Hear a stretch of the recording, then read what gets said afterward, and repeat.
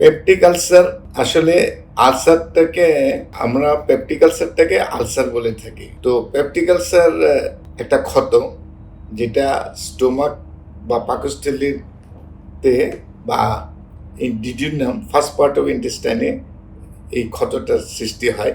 এই ক্ষতটা এই স্টোমাকের acid pepsin সেটা এই আমাদের স্টোমাকের যে আবরণ সেটাকে খেয়ে ফেলে, যার জন্য এই ক্ষতের সৃষ্টি হয়।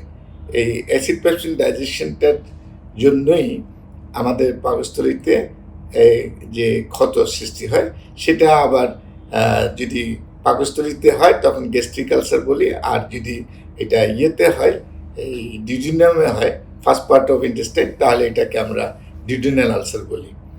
তো আমেরিকাতে প্রায় 4 মিলিয়ন বছরে দেখা যাচ্ছে পেপটিক আলসারে ভোগে, আর প্রতি 10 জনে একজন দেখা যায় এই পেপটিক আলসারে ভোগে।